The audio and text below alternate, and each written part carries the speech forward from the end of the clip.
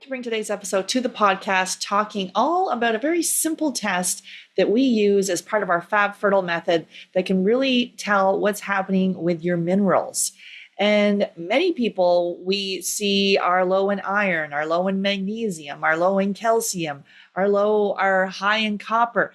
Anyways, we're going to be talking all about your minerals, simple strategies you can do right now to get your minerals in line, which then will optimize your preconception health. Excited for you to listen to this episode. Let's go.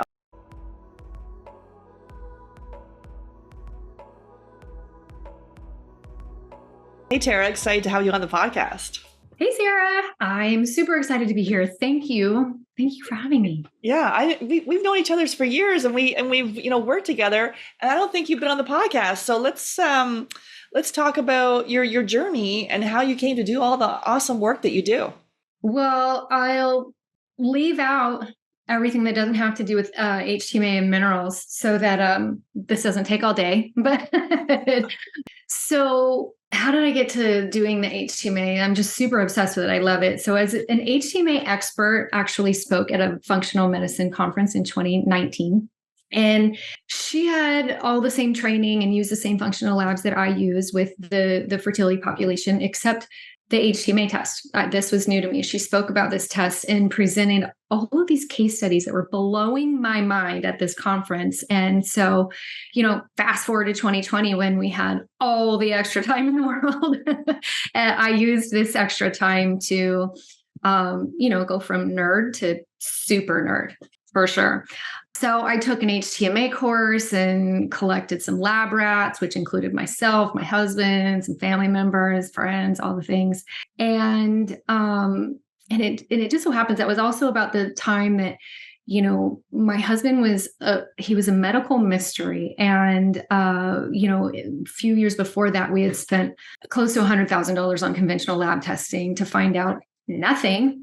And this was actually my inspiration for becoming an expert in the functional lab interpretation, so I could get some real answers for what he was going through and how to fix it. And we did definitely make headway and a lot of progress because of it. But then in 2020, that's when I added HTMA into the mix and everything changed. I mean, this information changed everything about how I managed not only, my own health, my husband's health, but also, my fertility clients' health. And so this new piece of the puzzle, this new information, it shined a light on ways that I was actually hindering my own healing because of things that, just don't come up in other labs, like a calcium shell or copper toxicity or really low sodium potassium. You don't find this in blood because our blood is awesome. It wants to remain in homeostasis. It wants to be balanced. So it'll steal nutrients from tissues to stay that way. So we're not always getting the full picture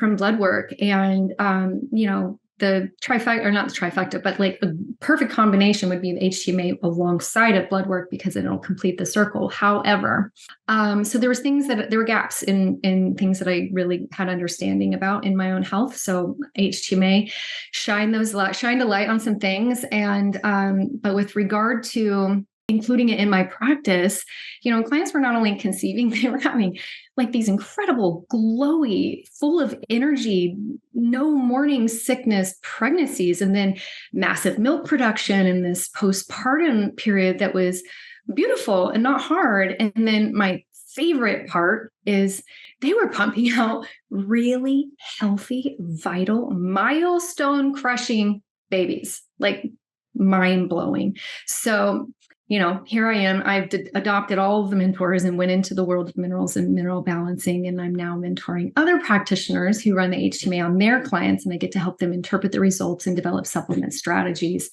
to bring their clients' bodies back into balance and start detoxing metals and copper before they move into conceiving. Yeah, and Terra mentors our team as well. So we've been doing the HTMA or the hair tissue mineral analysis for a number of years.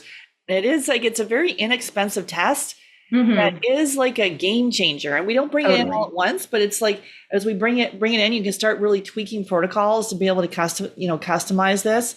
And so we're going to talk about really why it's so important. So let's just talk about why, well, first of all, why is it important to look at mineral levels as it relates to hormones? And why do we care? Yeah, super important question. The simple answer is that minerals and hormones are intricately linked, so hormones depend on minerals to function effectively, and minerals also influence the levels of hormones. So when we're looking to optimize hormones and fertility and pregnancy outcomes, there's a handful of minerals that are important to focus on with this whole baby making symphony that we've got, going on with our clients. So this goes for men and women. So at this point, do you want to jump into each of the individual minerals? Yeah. Are there specific minerals that you want me to hit on, or do you want me to just go through the list? Let's talk about them. So there's a number of minerals here that we're going to talk about, and then kind of sort of why it's important, and kind of what we're seeing on some of the tests too, because we're specializing in low AMH or high FSH, premature ovarian insufficiency, diminished ovarian reserve, people that are dealing with recurrent pregnancy loss, and many times their mineral status is extremely depleted, especially if you've been on the pill, extreme stress. All this piece can then deplete your minerals, and you can be well fed but malnourished. We're doing gut tests along with that as well. But this test can really help us develop a protocol. So let's talk about, so what are you seeing with sodium, and why does having that balanced? So maybe talk about the conventional piece versus this test, and kind of why, what's missed, and why this is so important, sodium. Okay. Well, first, before we go into the minerals, I wanted to start off by saying that our minerals are the spark plugs of life. So whether your goal is to have a vital life or conceive a vital life, you just simply cannot pull this off without these tiny little powerhouses working around the clock for you. And, minerals are fundamental for conception. They're fundamental for absolutely everything. But, today we want to zoom in on fertility, hormone balance. And so I'm mostly going to offer information that's specific to restorative reproduction and fertility optimization. But just know, mineral balancing is for all of the humans, not just mom and dads to be. So don't tune out if you're not trying to make a baby. So sodium, I'll just go through some points here about sodium. Sodium levels reflect strength in the body, okay, vitality. So this mineral is key to unlocking energy properties in the body that are needed to do really hard things, like, say, build a new human 24/7 for the better part of a year. So a really hard thing. A strong sodium level is a really good thing for a pregnant and nursing mama to have in her corner. Okay. So you can usually tell the difference. This is kind of crazy. You can usually tell the difference between a pregnant mama who has a really depleted level of sodium and a pregnant mama who has a really strong level of sodium. So there's that. So guys, if you're craving salty things, your body's begging you for salt. So go and get some, please. And with that being said, I just want to offer a couple of recommendations for that. So Celtic sea salt is my favorite, and also Redmond sea salt is great. And these it's because they're mineral complexes. You really want to have your salt in a complex. But another thing to note about sodium is that when it's at a strong level, the body will start to detox toxic heavy metals, because that sodium gives it the vitality to do it, the strength to do it. And, these metals, they wreak all sorts of havoc on hormones. So, they're hindering the thyroid, and they can alter your mood and feed pathogenic microbes in the body. The list goes on and on. So now when sodium is depleted, your body isn't strong enough to eliminate heavy metals. So instead, it sequesters them. Metals get tucked away in the fat and other tissues until your mineral levels come into balance and create that vitality that's needed to push them out.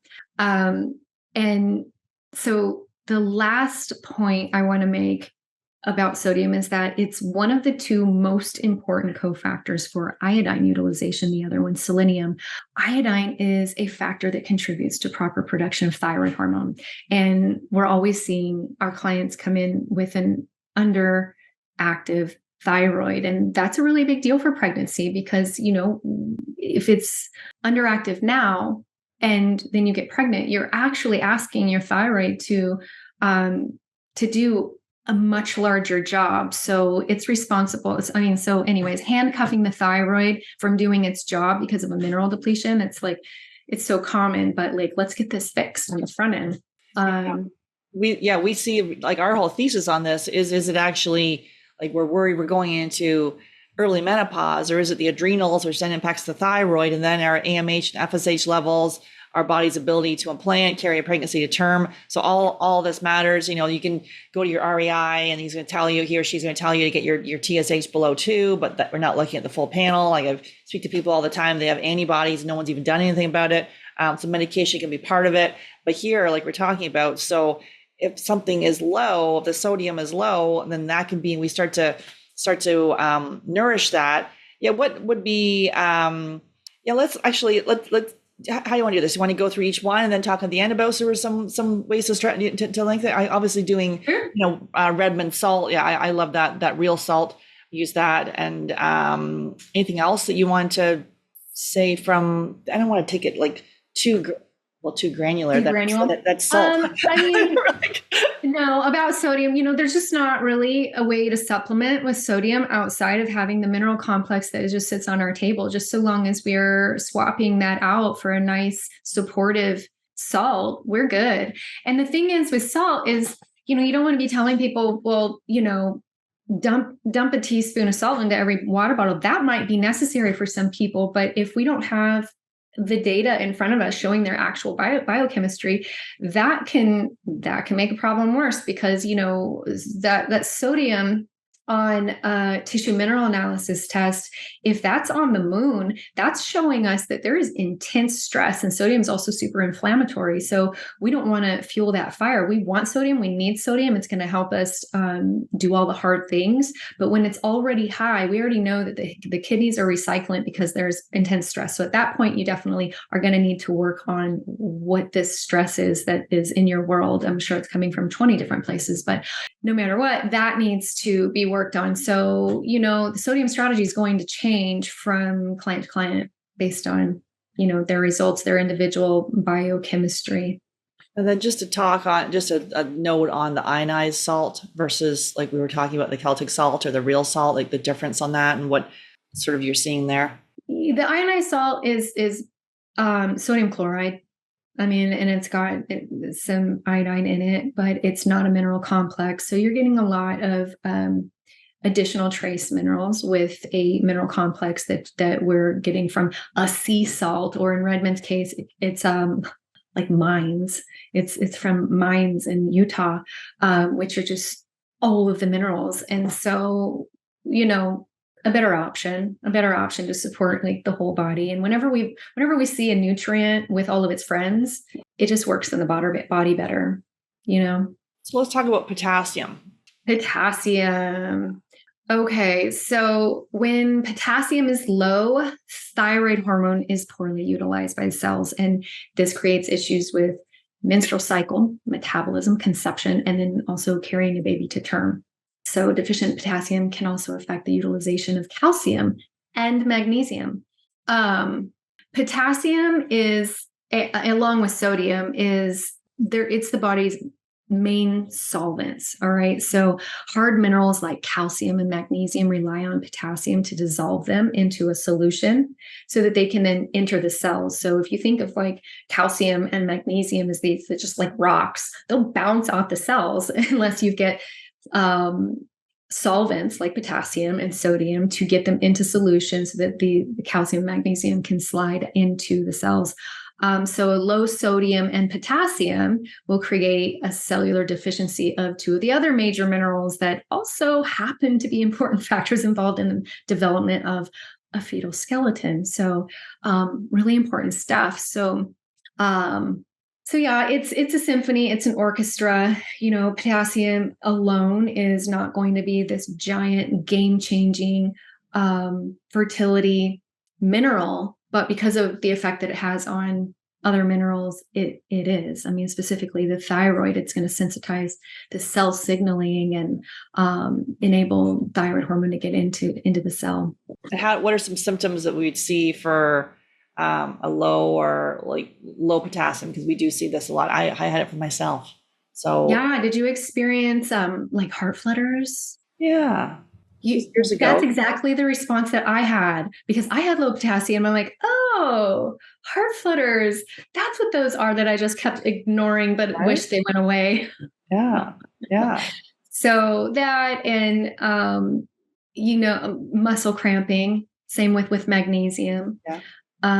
So those would be the main things that we notice, aside from the expression of the thyroid. So when your potassium gets really low over calcium, then your thyroid's going to be underactive. That the thyroid is expressing super sluggish, and so we just want to keep that in balance with the calcium. All these minerals have a tension on each other, and it's kind of like a tug of war. Nobody really wins in that game unless nobody wins. You know what I mean? So if there's equal tension, then no one's falling down either in the mud in the middle or on their backs.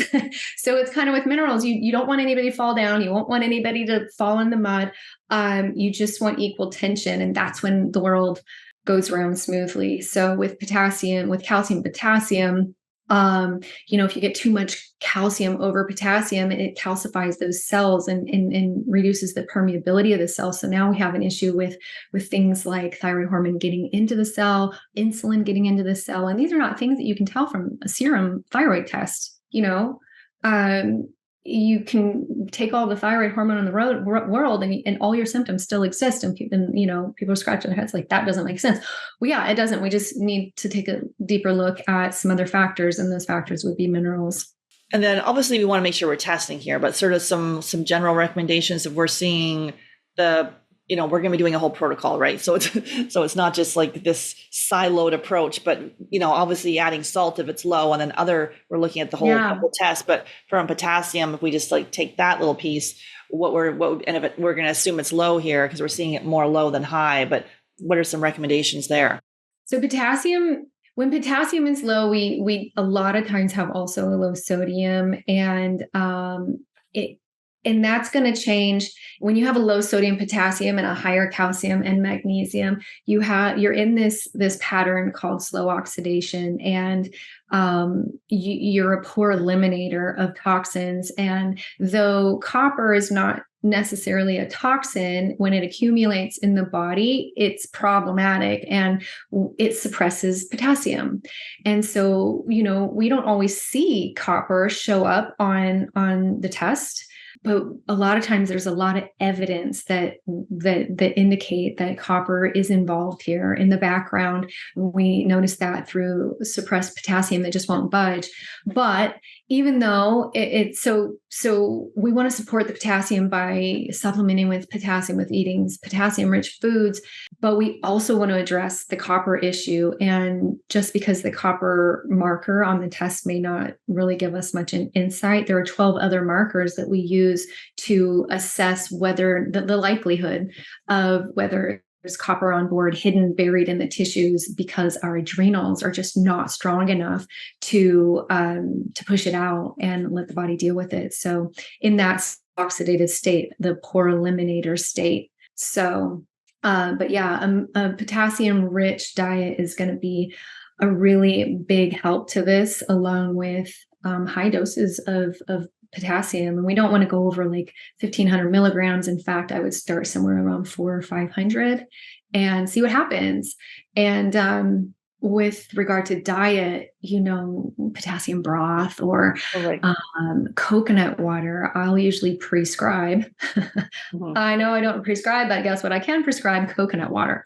Like a 4-pack of those little Tetra Pak coconut waters every day. Like this is part of your protocol. You need to have this every day, because we can't do much unless we can get that potassium to rally. We can't mobilize the copper. Our body's not going to get strong enough to move metals out. So the potassium becomes like a big main focus. What's in that potassium broth, again, off the top of your head? We have a recipe we give to clients, but I can't remember what's in it. It's probably the same because, potatoes, celery. There's also kombu. Am I saying that right? Yeah, seaweed, yeah. That's in there. There's like 9 potatoes. So it's a lot, mostly potatoes. I think there's carrots and celery, and I think even parsley, definitely parsley. Okay. So those are the main heavy hitters that are in it, but it yields a lot of potassium per 8 ounces. So it's a really good idea. But in my household, we do celery juice because we use like a powdered supplement powder. And so we put it in celery juice, and it really cuts through like the taste of like vitamins. And it also gives us a pretty good hit of both sodium and potassium. That's why it's interesting to test, right? Because obviously right now we're in the whole celery juice craze, right? Where everyone's like pounding down, like I did it years ago, where you brought in all that celery. And so maybe you need it, but maybe you don't. So yeah. And you know, what's interesting is that I used to hate celery juice, hate it. And that's an indicator that I didn't need it during that season of life. And now both my husband and I were like, we love this. And both of us were like, gross, we're not touching that. We're not paying money for that green, nasty smelling stuff. And now, you know, we have it 3 times a day. You need it. Okay. And so we'll touch on copper in a minute, but just one little thing on the copper. So typically people that have been on birth control, that can then have issues with copper, correct? Yeah.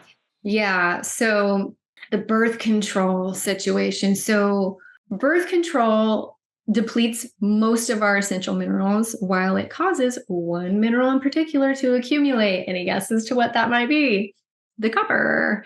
So the calcium, magnesium, and zinc, and selenium, iodine, they all take a hit with the pill when that's on board, because, and you know, these guys are crucial when it comes to things like happy hormones, a regular cycle, fertility, optimal fetal development, and, you know, our postpartum wellness.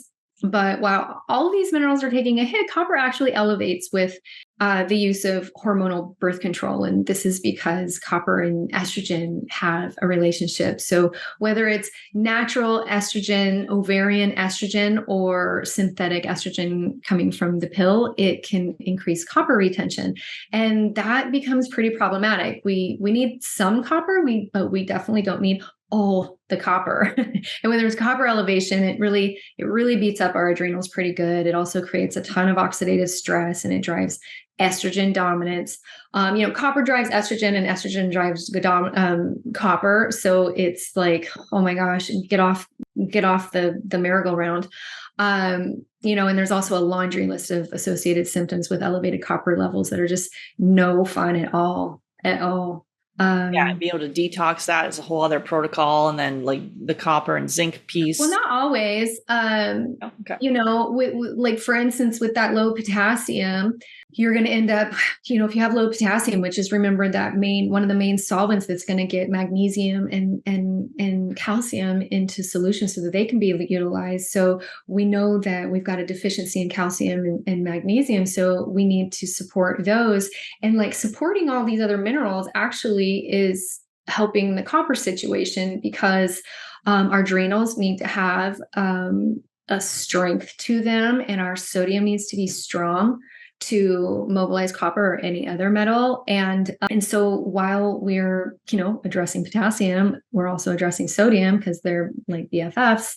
We're also addressing the other cofactors that are involved in supporting the adrenals and the stress level, so that the body's becoming strong enough to then mobilize the copper.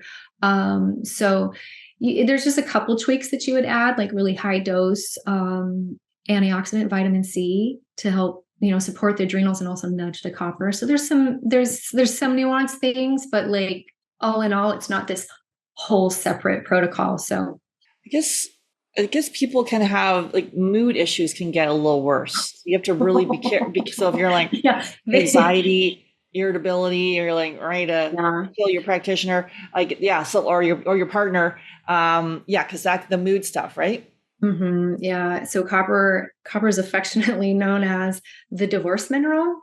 People don't do so well with any relationship when they're mobilizing copper and it's not being bound with, you know, what we call in the industry a binder. And the best binder for copper is going to be zeolite, and not just any zeolite. You've got to go for the good stuff. The liquid, no, not a good idea. Whatever, we can get into that later if you want. But with regard to the symptoms, you know, it's a lot like who knows if these if estrogen is partly to blame for these, because they were elevated at the same time, copper and estrogen. But foggy thinking, anxiety, depression, mood swings, like you were saying, irritability, racing mind, obsessive. So like, that irritability and a racing mind and obsessiveness, like that's no one wants to live with that. Panic attacks, insomnia, headaches. So it's like the panic, or the insomnia and the racing mind, like that combo right there is just like a disaster, because what are people doing when when they're having trouble sleeping? Their mind is like going bananas. And so it's rough. So those would be like the neurological symptoms associated with copper. But then, there's symptoms that are associated with the liver being overburdened because of copper. And those would be things like acne and eczema, hives, itching is a big one, a rash, psoriasis, dermatitis. Yeah, we see tons, like a lot of times people on the fertility journey, we get so stuck on our fertility, our diagnosis. And then we have all these different skin issues, joint issues, mood issues, brain fog, all this sort of piece. And that's where the healing opportunities lie. And we're over here focused on the wrong biomarker. And if we start to address the mineral status and work on food sensitivities and gut infections, then, all of that, our menstrual cycle and our reproductive health comes back online. I mean, it's just, it's so miraculous. And it's just like, it's almost like pinch me. That's all I had to do. I mean, I see people come to life before my eyes just by taking magnesium. It's like, that's how depleted we get, because, stress depletes magnesium. And so when you throw just a little bit at it, just like, oh my gosh, I haven't completed a whole thought in like 6 years and it just happened. So yeah, that's our next one. Let's go into magnesium. So like, okay. I think 80% of us are deficient in it. If you get those, I used to have the twitching eye, the cramping leg in the middle of the night, and then hard, like horrible PMS, you're just doubled over. And then we add in magnesium, and lo and behold. I know. There's a book called Magnesium Miracle. Yeah. That was one of the first books I read that about minerals that I'm like, are you kidding me right now? Well, what about the rest of them? If this, it's like this thick, just on magnesium. So anyway, with regard to magnesium, we won't go this thick, but we'll just focus in on some reproductive stuff. So reproductive health relies on magnesium. It's going to help regulate the hormones and improve blood flow, which is important. Deficiency in magnesium can lead to menstrual cramps or irregular cycles in women. So ladies, all the ladies, enjoy a magnesium bath if you're feeling crampy. Magnesium is really miraculous, as we were just saying. So, people just literally come back to life when they just throw a little bit of magnesium, and they say throw dirt in it. This is essentially the same, right? Where do you find magnesium? In dirt? Low magnesium is also linked with decreased sperm count and decreased sperm motility. So men, we need to make sure that you're getting and absorbing enough magnesium as well. So like calcium, magnesium also plays a role in the blood sugar balance. And blood sugar regulation requires available magnesium.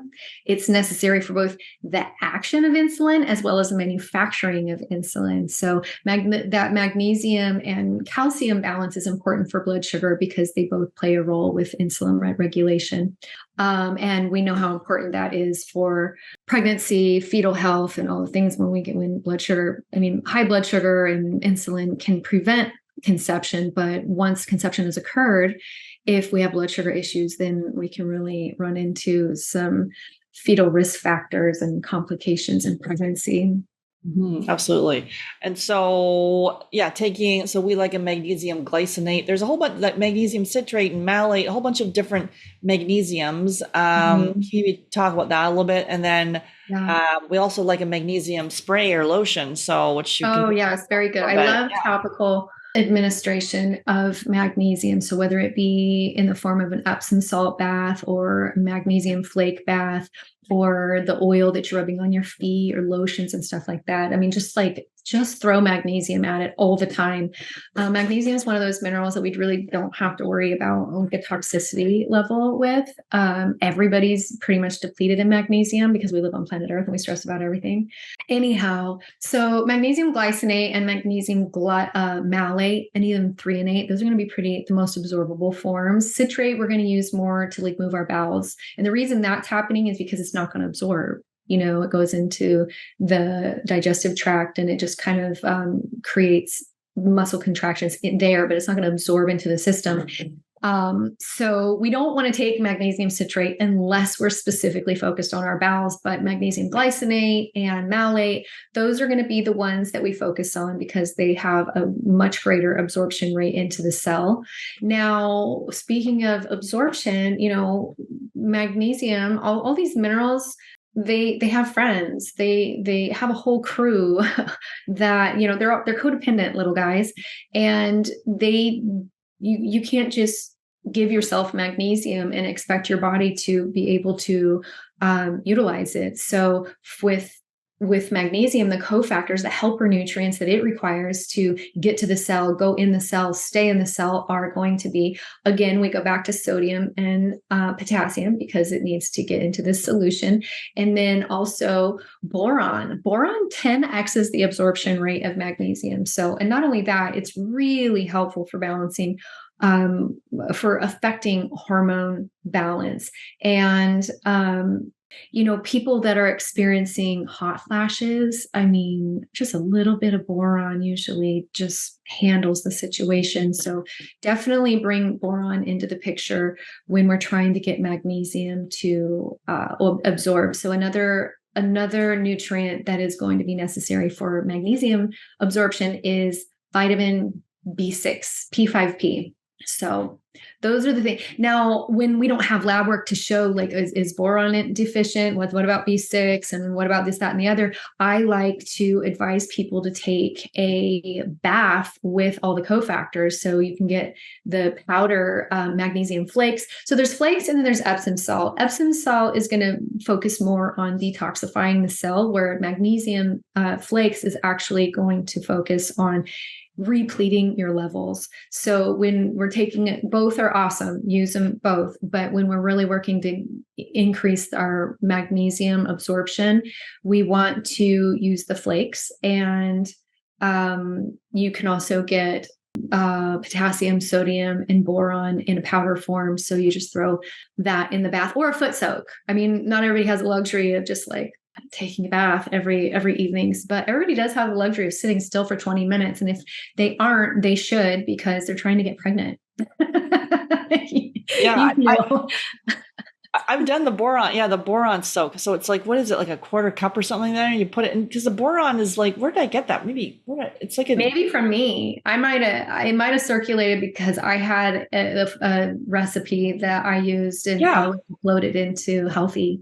Yeah, it was, I know, because it was back in the day. And then it was, the boron, but I think, did I get that off it? Because what do you use boron for? Isn't it to make some sort of soap or something? Or like, because I thought it was a deterrent. Like, laundry. You can use it in laundry. You can use it on a lot of things. So you just want to make sure that you're buying like a pure form of it. And so the actual brand I use is called Pure. It's in like a brown bag and you can get it on Amazon. It's not the only option out there, but it's the option I use. And it says on there borax, but it is the boron that we would safely use in a bath. So the formula or recipe is different for a bath than it would be a foot bath. I want to say the bathtub, let's say maybe 2 cups of the magnesium flakes, and I can actually give this to you later for the foot soak, and the 2 tablespoons of each of the cofactors, and then that can last a whole week. You don't have to replace that every single day. You just pour some extra hot water so you're not putting your feet back into really cold water, but that's a good way to really affordably, start to shift your minerals, and while you're also, tending to your nervous system, maybe reading a book or answering emails or, talking on the phone, catching up with correspondence. Sit still. I love that. So it's not, exactly. Sitting still. So it's not about like taking like more supplements. It's like with the foot and the lotion. Yeah. Okay. Selenium. What are we seeing there? Selenium. Let's see. So in women, selenium having an optimal level of selenium can improve the egg quality and reduce the risk of miscarriage. So that's a really, really big deal. We want selenium at an optimal level. And in men, sufficient selenium is required for proper sperm motility and also increases blood flow. So two key components involved in conception and overcoming infertility. Additionally, selenium is essential for thyroid function, that's kind of common jargon in our world, but it also assists with detoxification. So having a couple Brazil nuts a day. Yeah, that's great. I would say 2 Brazil nuts is going to be that goal that you would head towards. Now, if you have a client who is displaying like digestive issues, then I would not give them something additional to digest, instead giving it to them in an already digested and reduced form via supplement. Okay. With a selenium supplement. Yeah. I had my Brazil nuts today. Yay. Oh, good. Yay me. You enjoy them? I like them. Okay. Yeah. Some people don't, like, they are a little more bitter, I guess, but they're not my favorite, but I eat food because it's doing something. Like whatever. No, I like them. I had walnuts for some dinner because I had an early dinner because I got to run out. But and I had some Brazil nuts. I know I was off nuts for a while because I had an issue. With almonds, and I was like, oh geez, I went off nuts probably for a period of 2 or 3 years, and now I'm back on the nuts. Not like in massive, because before it was like almond milk and almond butter and blah blah blah. And I'm like, why do I have a problem? And so now just back into little small quantities of these nuts, not big heaping bags at a time. So yeah. Oh my gosh. Well, they're so supportive. Your body loves you. Iron. So we see a lot of people with anemia, low iron. So what do we see? Yeah.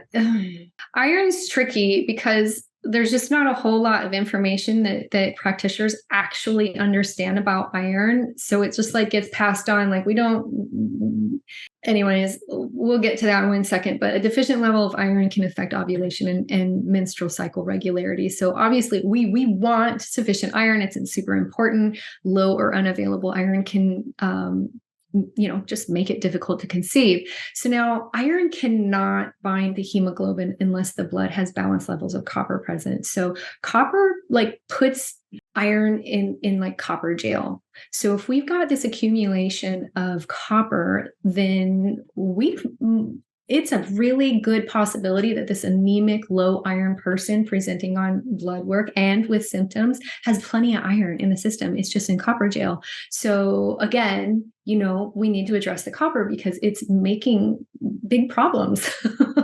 So yeah, the copper piece to that, it like blew my mind. I didn't know a ton about copper up until a few years ago, and I mean iron, what we do know is that when we supplement with it, it's not helpful, and when people get infusions, my experience is that they feel awful. Like nothing good happens there. Their level will shoot up and it'll plummet back down. And in the meantime, they feel like they got hit by a bus. So we do those copper patches. I mean, iron patches, which is, I think a supportive way to get some iron in you while you're also addressing the copper. But it just stinks, there's just like so many things locked up because of the stinking copper. And, we more people than not are accumulating copper. Yeah. So like if the iron is low, you might be recommended these iron infusions, and really is that getting to the root of why it's low to begin with? And then supplementing it. Obviously it can impact the thyroid. And we see low, like a lot of people with low iron and low ferritin and things like that. So what, yeah. And you also have to think about the oxidative stress, like iron running rogue in the body. If we get this big bolus, this infusion, that could be really hard on your organs and glands if you're not able to utilize it, which we already know. I mean, we don't know, but we can suspect if we're looking at a bunch of labs, and we can suspect, oh, wow, all these things are pointing towards, copper's locking up the availability of iron. So it's like if iron in the body is not being utilized, giving the body more iron is just, it's going to just kind of like cause problems. So what would you say to do there then? So we're gonna, I guess, yeah. What's your The go-to on copper that? patch, I mean, Okay. food, meat, getting Liver. iron through. Yeah, that one's tricky too because now you're bringing copper back into the picture, and we already have a copper problem with the liver. So like that's why I rarely advise beef liver supplements, just because I'm usually dealing with somebody that has a copper issue. But going after the meats where there's just like such a low level of copper, but you are getting iron, that blood-borne iron source. So I do that, and then probably a copper patch. But I mean, A they're copper working with their patch or an doctor. If iron? their doctor says they need an infusion, then like go that route, but just support them the best that according to the additional information that you have that perhaps conventional medicine does not have on file. So like, yeah, because we would look at an iron patch, right? Because then it's going to bypass the gut. And so a copper patch, what are you seeing there? Oh no, I misspoke. No, no I copper was like, patch. I've never heard of a copper patch, but I'm like, No, me either. iron, I mean, that may exist, but iron patch, right? Yeah. honestly, I, I don't think I've ever supplemented with copper. Not that it's not necessary for some people, but I personally just don't attract people that are fast oxidizers that are low in, like, legitimately low in copper. Okay. So a Yeah. lot of So my colleagues do, but so I haven't got there yet. we see it low in iron, then we see the copper because they've been. So what could, sorry, let's just back for 1 second. So copper can be high because of being on birth control, and any other reasons why it's high? So the hormonal birth control pill, but Right. also the copper IUD. Ah, yes. The I, copper IUD. So there's no hormones in that, but there's copper. It's copper. So there's that. Copper pipes, pesticides and fungicides. So like another plug for organic food. Those are the main heavy hitters. You can, your water source may have a little bit of copper in it. But mainly these copper pipes and hormonal birth controls, copper IUD, and what was the other one that I said? the Um, pesticides and the fungicides. Yeah. oh yes, that. Um, yeah, so that's all I've got for copper. And that's generally you find the source with a few questions. And oh, here's another really big one: generational copper. So like our great grandmother could have had copper exposure and accumulation that never got processed through the body, and so then that went it passes through the placenta, and we end up with generations worth of copper, and it accumulates. So like three generations down the road, you've never been on birth control, you've never been exposed to copper pipes or anything like that, and yet you have copper accumulation in the body. Well, that's a big one right there. So I mean, you're doing your child like a huge solid by getting rid of the copper and stopping that generational. Like you'll hear women say, oh yeah, my mom was also like a raging bee during her, when she was PMSing, and then so was my grandma. And it's just like, this is not genetic. this I mean, it's generational, but it's not genetic. So like, you see you're exposed to the same things, you're eating the same foods, you're literally getting the same buildups passed on from generation to generation. So like we can put an end to that, and then our children won't be exposed to estrogen dominance because of this copper situation and all of the relationship issues that come along with Right. it. We think this mood issues are, that's just who we are, a cranky, moody, anxious, panicky person, and there's an imbalance. And so that can give you some peace of mind right there. It's Yes, not in your you're head, not crazy. We right? just need Yeah. to balance minerals. We were designed awesome. Yeah. Calcium, our last one. All right. So with calcium, so this is essential for muscle contraction during ovulation. So muscle contraction in general, but like we need to think about that with regard to ovulation. So calcium can also affect hormone levels and thyroid expression, as we discussed earlier when we were talking about potassium. Having deficient calcium can lead to irregular periods and difficulty conceiving. When we see high calcium in the hair analysis, we know that this mineral has gone rogue. So high calcium on a hair, it means it's high in the hair. It doesn't belong high in the hair. We know that it's gone rogue, and this is going to lower the thyroid gland activity because calcium is just not getting where it needs to go.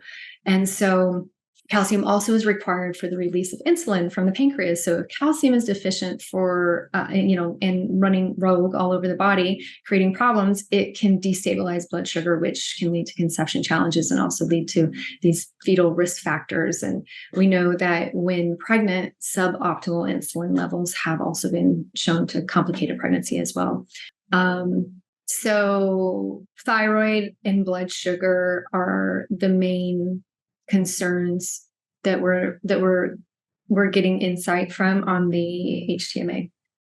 And any symptoms so we're typically seeing more of that calcium shell, like that high calcium going in the wrong spot. Any symptoms that you're going to show up for that? Is it like extremely stressed? So with the calcium shell, this calcium basically is displaced. It's not being utilized in the proper places, which is the bones and the teeth. That's where our calcium belongs. But when it's high in the hair, we know that it's high in the tissues. So when calcium is high in the tissues, as we discussed before, this is a sharp mineral. It's a hard mineral. When it's lodged in your muscles or in your joint, you feel it. You're miserable. You have joint and muscle pain. I'm speaking from experience, a lot of calcium shell experience. My body has gone through several waves of calcium shell, and I feel like I just jumped off of a bridge and landed on pavement. Sometimes when I wake up, I have, for the first time in a very long time, gotten my calcium into the optimal level, and I feel amazing. My nails are growing back. I can tell my thyroid is rallying. It's so good. So there's that. Joint pain and muscle pain, that's a big one, but also apathy.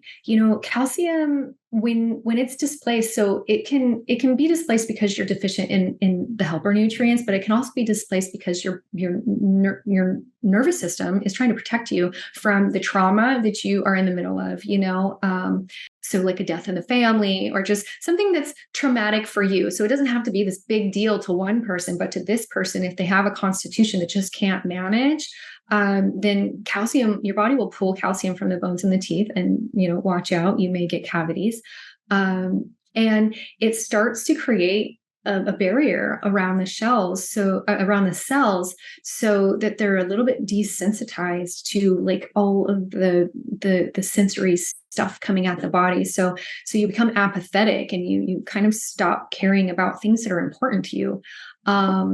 So that's a really big symptom of a calcium shell, along with, blood sugar dysregulation and, sluggish thyroid. Anything to help the calcium from obviously we're going to look at all of these, not in our silo, but from a calcium standpoint, anything you do there? Yeah, absolutely. So calcium is a mineral that really requires some hand holding to get to where it belongs. And that little hand holder, that nanny, is vitamin K2 in the form of MK7. And so we definitely want to throw MK7 into the mix, but also, if we have a calcium shell, so calcium's higher than 160 on the HTMA, then we really want to throw vitamin A at it, because vitamin A is decalcifying. So this is like for the preconception group. Once we get into pregnancy, like it's a whole different ballgame. We don't be wanting to throw that much vitamin A. But retinol palmitate is like the reduced form. It's like the potent form. People that are in a slow oxidation pattern, who are poor eliminators, also have a hard time converting beta carotene into a usable form of vitamin A. So that's another reason to go for the palmitate.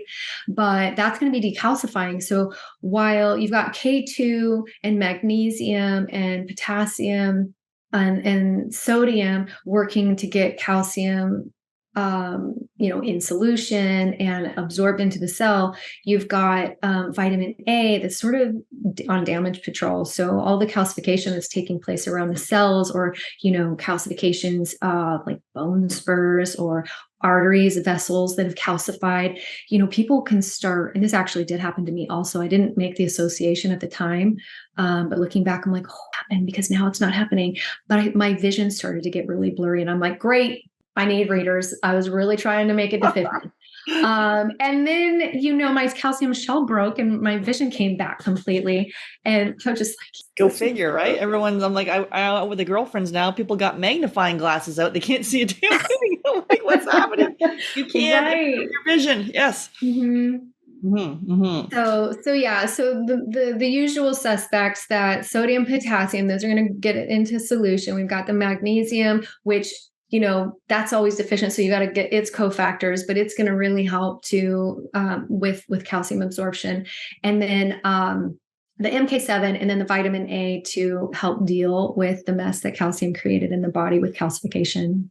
And one quick thing on potassium: you need 4 of those tetra packs a day of coconut water. That's what I would recommend, just to make it easy. But I mean, the ideal, the goal that you're going for is 4,600 milligrams per day. Okay. Like we need 4,600 milligrams per day. That's hard. It's really hard. I mean, I sneak it into everything, any smoothie I'm putting half avocado in, eating potatoes all over the place, trying to drink the celery juice. I sadly do not enjoy coconut water at all. Life would be so much easier if I did. My husband is like obsessed with it. But I find it like I'm like, how do you drink it? It's so sweet. I don't mind it with like cut with an ice cube or something. But yeah, he's down there guzzling it. So his potassium is probably beautiful and mine's probably at 0. So we're going to do another podcast episode just to probably dig a little deeper in the HTMA. I think this is a good, like, nice overview with some takeaways, but it's a simple test. Like when you get it, you're like, that's it. But this test is a game changer. If you're on the journey to conceive, it really getting your mineral status. And then there's a whole other piece of this, the heavy metals. So any final thoughts for us here, Terra, on this segment of our chat? Oh, goodness. No, I think that we covered so much, and it's all super meaty and helpful. A really great place to start, like go get the cofactors for a magnesium bath and start with your mineral balancing right now. Yeah, love it. I love it. Awesome. Thank you. Oh, and is there, hang on. And anywhere do you have a free gift or anything for anyone that they can look at, or where can they find you? I will for next time. For next time. I had a hard time pulling that together because of like the opt-in, whatever. No worries. Challenge in that area. But I have all these gifts that I worked really hard on, but we'll just have to wait. We'll have that linked. No worries. Okay, awesome. Great. Thank you. You're welcome. Thank you.